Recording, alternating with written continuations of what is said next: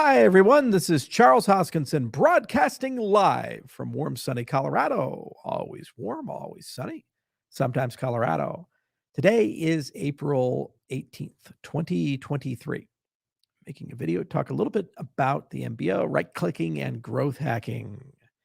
So, as you know, I troll the internets from time to time. And let me share my screen real quickly. Entire screen. Here we go. Wah! And so there's a tweet right here, and it says, why don't we have this kind of support on Cardano? This guy right here just had a call with Polygon Labs, and I must admit, I do understand why projects would want to build on the Polygon ecosystem. 1, looking for marketing? Great. Let us know how we can help. 2, looking for investment? Awesome. Here's a contact to talk further. 3, do you need help with NFTs? Splendid. Here is a contact to help you out. 4, developing a mobile app? We are interested. It's kind of like Netflix here, greenlit. We are making X. Here is the contact to help you with that. You actually feel welcome and wanted. I sure have missed this feeling. Going back here, it says, because Charles prefers to right-click, save an NFT, and use it as a profile picture instead of giving value and ownership to the NFT. So, guys, Cardano is like Bitcoin.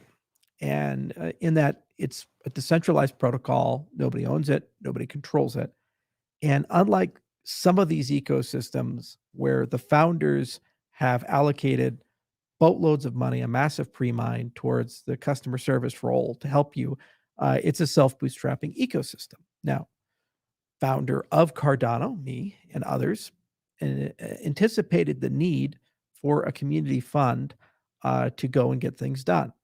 Now, that's called the Treasury, and there's 1.5 billion ADA in the Treasury. The point of SIP 1694 and the members-based organization is to create the rails for you, the community, to unlock and decide what level of support you want to have for growth hacking in the ecosystem. So if you think it's a good idea to have a growth hacking group, let's call it the Cardano ecosystem group or something like that, whose day job is to be the first point of contact for somebody building on Cardano, then go do that. You as an ADA holder have the prerogative and right to vote for that and organize it as you see fit. It's very important to understand that input-output was never given that mandate or money or desired to be in that role. We never signed up for that. We do protocol design, we do engineering, we don't do growth hacking. Now, out of necessity, there's been time to time places where we've gotten involved, like Cardano 360 and other places, because it was necessary, because somebody needed to do it in the ecosystem, and we thought it was a good role. But we were never compensated. We were never given that mandate, and there is no official party to speak on behalf of Cardano as an entry point. Like Bitcoin, it's a completely decentralized ecosystem, and people have to decide how best to participate in it. Now, with the MBO and the Treasury, you guys can wake up and say, we do want an official entity, and here is the endowment to go and pursue that and the KPIs behind it. And that entity could do things like, we will get 500 NFT projects to exist on Cardano, or we're going to go get 100 dApps to be built on Cardano. They could say stuff like that, and they could pursue that. And that's perfectly reasonable and fine. And it's something you're going to have to think about. And that's really the point of the DREPs. That's really the point of SIP 1694 or these things, is to give a platform for those kinds of discussions and eventually allow those discussions to converge not only to a decision point, but to accountability and dedicated funding to get these types of things done. And there are some shining beacons in the ecosystem of cryptocurrencies where people have done this growth hacking very well. And it would be really cool to see bespoke organizations. As for other things, like the right clicking, for example, I'm still absolutely astounded by the low intellect of this conversation. To go back to what happened there, somebody decided to make an NFT based on a picture of me. So it's a picture I own the copyright of, and it's my likeness. They, without my permission, made an NFT of that, a derivative of that. I thought it was a pretty cool NFT, didn't make a big deal out of it. And to advertise their NFT, I went ahead and made it a profile picture. Apparently, I should have paid them money for art that was derived from my intellectual property. That was the appropriate thing to do. How stupid are you people? It's so crazy. The artist didn't mind because they understood the marketing value of it and the fact that by getting that kind of exposure, it helps them sell their whole collection, not just the particular one. Because, a million-person Twitter account did it. And I didn't mind my intellectual property being used because I release most of my things under a Creative Commons license. But apparently this is right-clicking. You need to grow up, and you need to realize that there is no free lunch and there's no get rich quick in life. Everything is connected to the value you create, the ecosystem you create, and the community you curate. And sometimes you need to have some tough love in these things. Cardano is not batteries included. It's not a nice bow tie of an ecosystem and somebody else is going to do everything for you. Like Bitcoin before it, Cardano is a fully decentralized ecosystem, which means no one controls it. No one curates it. No one's in charge of it. No one wakes up every day and says, I will take care of you. If you want that, there are other ecosystems that seem to provide that. Cardano is open. And if you want something done, you do it. You go and rally people, you get things done. We think, for example, it's a good idea to have a more sophisticated governance layer than anarchy on Cardano. So we and others are advocating for 1694. And so we have to build stuff. We have to hold workshops. We have to do all kinds of things. Now there are other people advocating for things. Like DC Spark is advocating, for example, for SIP 38. And they're pushing for that. And better stuff in the protocol for layer 2 and for PIMA and other things. Foundation is advocating for a bunch of stuff. These are independent avocations of mutual coincidence of wants and needs. And that's how decentralized ecosystems work. So you don't get those batteries included unless you want to hire somebody to do that. And if you think that's a good use of the Cardano Treasury money, that is the discussion. And that then has to compete against all other uses of the funds in the Cardano Treasury. Diversification of the clients in the ecosystem, wallet standards programs, quantum resistance, throughput enhancements, rollups. Those are just some case studies. A data availability layer, semi-persistent storage layer, enhancements to the sidechains model, dozens and dozens and dozens of concerns, additional DSLs. For example, porting Katala or open law to Cardano and giving us a legal DSL to embed inside of things. Legal defense fund, dozens of things. All of those are legitimate. And you, the community, through the MBO, through SIP 1694, can participate, talk about those types of things. And the point is it gives you the power to make decisions in your wisdom of what directions you need to go. Okay? If you go on Twitter, Reddit, other channels, and complain, IOHK Charles, why are you not here to save us? Why don't you do this? Why doesn't Cardano have this? Well, I don't have the authorization. Don't have the power. I can't just go take money out of the treasury. I can't just go say, this is what we're going to do. Sorry. It's a decentralized protocol. It's a centralized ecosystem. There's more than a few people on Twitter that say, boy, we hate Charles Hoskinson, but love Cardano. More than a few people who accuse me all kinds of crazy garbage and say it's a cult and all these other things. Meanwhile, the reality on the ground has always been the same. It's the centralized protocol. So that's the point. And if that's what you want, then we need to work together, get this thing off the ground, 1694, and put it all together. And also we need to be smarter in the way that we argue for certain things. For example, with NFTs, if we want to win there, we have to be the best at giving people the ability to build very complex, imaginative, and unique experiences. So, for example, Marlowe, we're exploring right now, combining with ChatGPT and other things. So you can use AI-assisted DSL to make NFTs. How about that? It's pretty interesting. You have to be really good at innovating in areas that are going to become long-term persistent pains for people, like the intellectual property and governance of NFTs, which is super hard. And when they don't get it right, they get rug pulled. You have to be really good at linking these things to the markets that create organic demand, like the metaverse, GameFi, these types of things, where there's persistent demand as a consequence of the operations of those systems, as opposed to the collection of the week, which is the pet rock. Okay. And then you have to think really carefully about the business models that are enabled by these things. For example, the progressive NFT idea, the stateful NFT idea that DC Spark has been pushing. And if you do these things, you do them in just the right configuration, you have business model advantage, ecosystem advantage, and lo and behold, it grows and you make money. But more importantly, you've innovated, you've disrupted and changed a project. That's what you do. That's how you win in these types of things. You have to take advantage of the resources you have, great vision, and bet correctly. The point of a treasury in voting is to say the wisdom of the crowds is superior than the wisdom of the enlightened masses who say, trust us.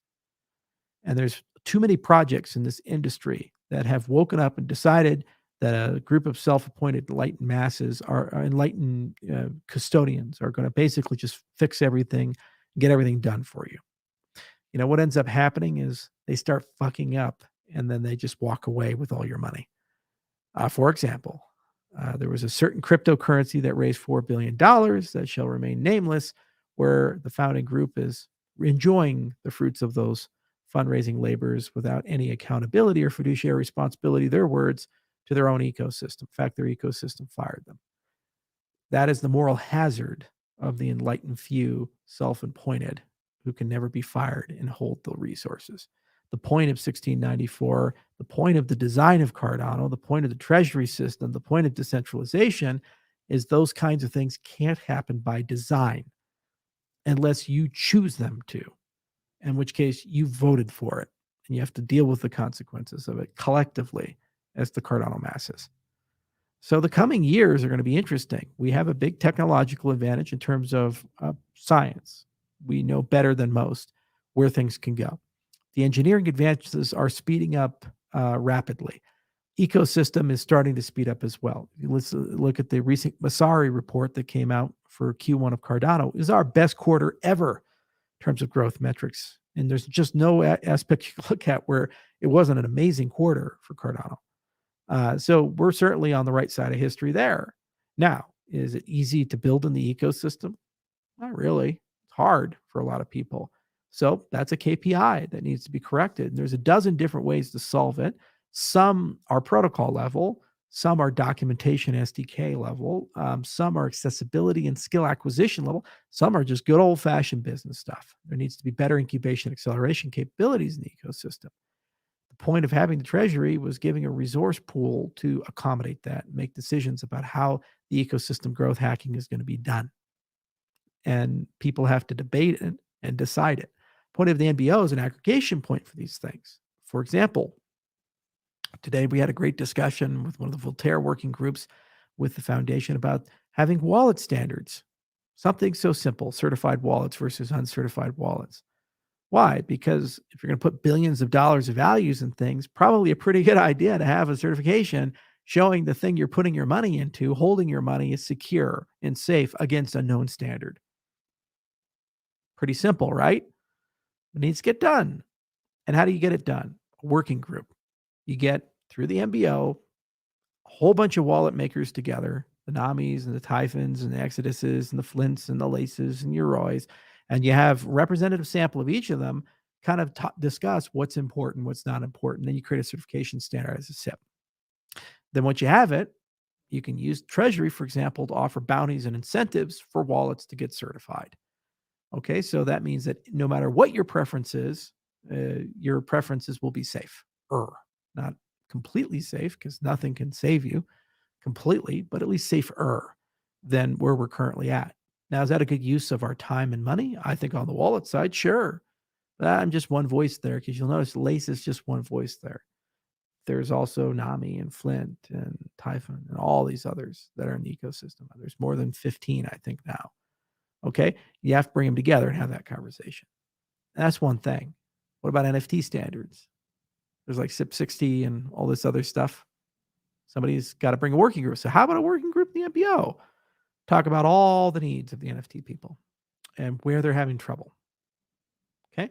Well, if that's the case, then they can voice concerns and those things can become part of the Cardano roadmap. Treasury allocations could be potentially made. New technologies could eventually be invested. That's how it works. That's how you get it done. Okay. And that's what we need to do as an ecosystem. And that's how we have sustainability and wisdom in the decisions we make as an ecosystem. And that's how year by year you get consistency in a good ecosystem and good representation in the ecosystem. Is everybody happy? No, because they never get completely what they want. However, they can at least say it's a fair process. And these things are only as good as the level of participation. For example, that wallet standards group, if only 2 wallets participate, does it really matter? No. What matters is the ones that do have the population and are able to get it out to a representative sample majority of ADA holders, or else it's a failed standard. And it's the same for most of this other stuff. So, we have to think carefully about these things like growth hacking, and we have to think carefully about MBO. Right click is just an example of intellectual property. Who owns it? What's fair use of it? Well, why don't we leapfrog that and embed intellectual property into the NFT issuance? And if we have AI assisted NFT generation, well, then it can actually assist with that too. And you can have all kinds of templates, and then it can follow. And then we all know what the fair use is and who has the right to do what, where, and what owning it actually means, which is kind of an interesting thing, kind of something that seems sensible, right? What are you buying? Let's think it through. In terms of community support, ecosystem support, because my words are so often manipulated and misunderstood or misrepresented by dishonest people, we do everything in our power at IO to try to be a good actor in the community. For example, CNFTCon, we're going to have a major presence there. In fact, I had a meeting today just about that. And I'd love to get a 30 by 30 booth if we can figure out how to put one there and be one of the main sponsors of the event, because I really love that part of the community. I'd also like to support other things, like be a sponsor of the Cardano Summit the foundation's putting on, and also have a presence at Web Summit and other places, major venues that aren't just crypto venues, to try to spread the good word of Cardano. And we try to help community projects where and when they make sense. For example, we really love TX Pipe. We really love Block Frost. We really love a lot of these things. And it'd be cool to make sure that they get the support that they need to grow and flourish and potentially replace some of the core infrastructure and further diversify it. But you got to understand, we're one company amongst many. We're one voice amongst millions, and we do not have ownership or control over the situation. So all I can do is offer suggestions, and all I can do is, within my own company, build some technology, and then ultimately you have to decide where to go with it. And I'd also like to point out that there's an increasingly disgruntled group of people in the Cardano ecosystem that are actively hostile to IOG, which limits our ability to build consensus. For example, recently we released Lace Wallet. Now, all along we said Lace Wallet's going to come out and it's going to be very simple and elegant, and we're going to add features every few weeks to Lace Wallet. So when we first start, it won't be a super complex wallet, but over time, that feature set will grow. People were very quick to go and criticize and then say that we shouldn't have released it and that it's a compromised product and that the community can do better. Even though we told them in the very beginning that Lace would start small and grow quickly, and we keep adding features quickly. And then when you point that out, they play the victim and say that we're being bullies or these types of things. Those people aren't insignificant. They have a voice in the ecosystem. And when SIP 1694, if it gets passed, comes into play, probably will become DREPs and make it their life mission out of principle to vote against every single thing I propose.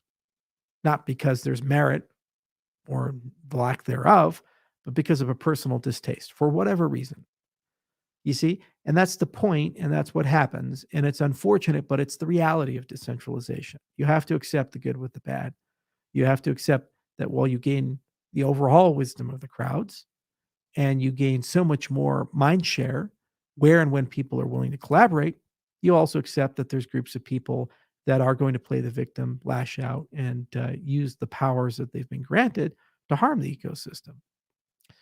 From my perspective, and from their perspective, save it from an evil tyrant. Who's right? Well, it's up to you to decide. And that's the point. So the next 6 months are probably the most pivotal in the history of the Cardano project because it's the birth of a new government and it's the unlocking of a lot of resources we've all mutually sacrificed for.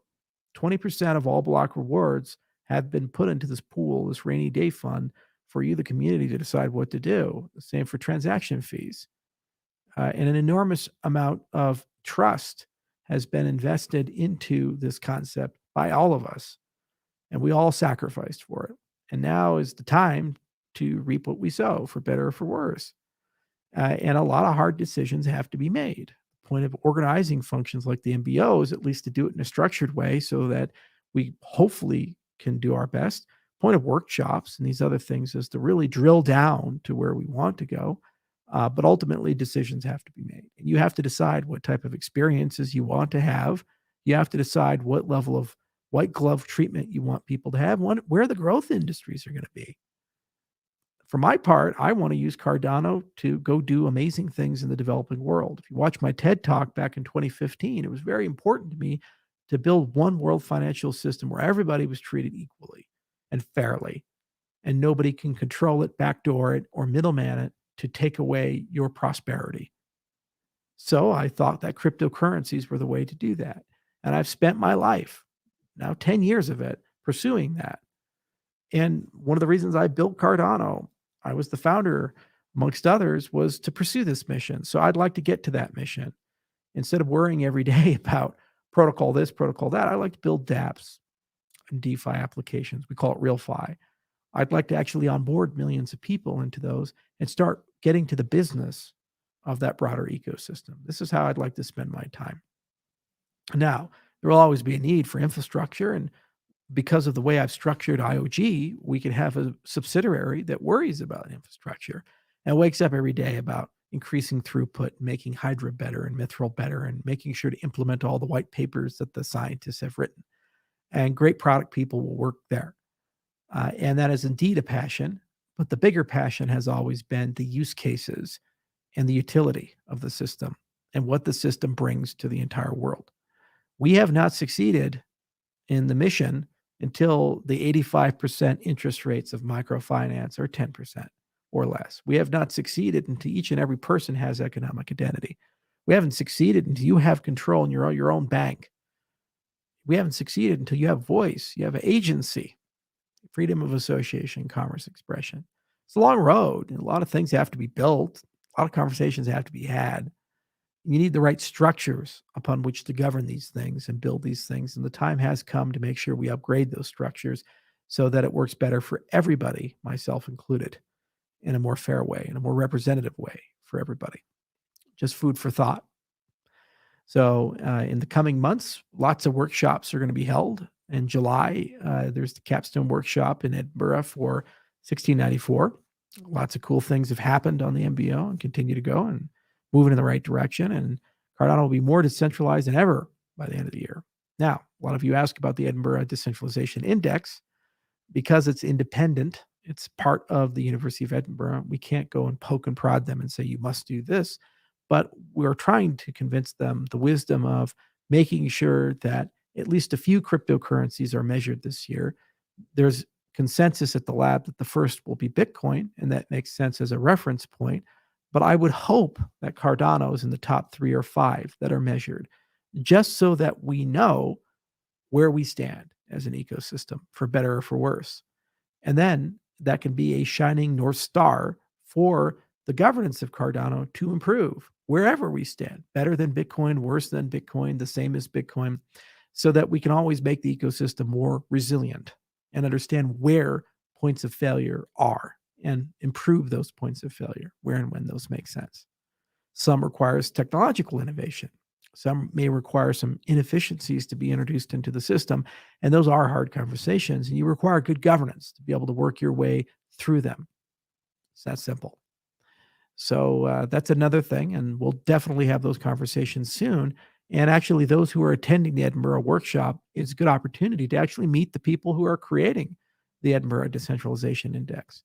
And that's just one of many indices that the government of Cardano does need to track. That which you measure is that which you can improve, and that which you don't is that which you can't. Always remember that. So if you care a lot about customer service, you care a lot about growth and adoption, you care a lot about increases in utility transaction volume, measure it, starting to be tracked by Masari, and we're looking great. And then make decisions as a government about what your expectations are. The problem is that you have false governance in most of the places that you live. In America, most of Europe, and most of the so called democratic world, you have these governments that you elect. What you're really doing is picking from a list of people that have already been pre-decided which one you can tolerate the most, or at least hate the least. And then they come up and they say, well, I'm so good and the other guy's so bad, and keep me in power because I'm going to keep the evil other guy out. I have lived now 35 years and I've never seen a State of the Union where a president has come up, pulled up a PowerPoint, and showed me a bunch of objective metrics and talked about where we're at and the strategy for how do we improve them. Never once did I see a US president put up, this is where we stand in terms of education. This is where we stand in terms of healthcare. This is where we stand in terms of efficiency of our budget for our military or energy production or any of these other things you could measure. And here is our game plan for how we're going to improve it. And then 2 years later, have the accountability to come back and say, well, we've had 2 years. Here's what we've been able to do. We were number 30 and now we're number 19. And here's how we're moving forward. Just don't do that. Why? Because if they measured it, they'd be accountable to it. So as we think to the governance of Cardano, we have to think to what do we want to measure? For me, things like decentralization are super important because these are key differentiators to really separate the boys from the men. This really does separate cryptocurrencies. It shows you incumbent in the designs whether the protocol architects actually cared about decentralization or resilience, or they pretended to care and used the vocabulary while they optimized for competitive reasons in a particular direction. But that's just one thing. You could look at other metrics as well. And the point is, that's part of governance. So there's a lot of ADA that's ready to go, ready to fire off. And the point of 1694 is give you a working government. The MBO give you a working government, but you have to still program that giant robot. You have to tell it where to go, what to do. And that's ultimately your decision.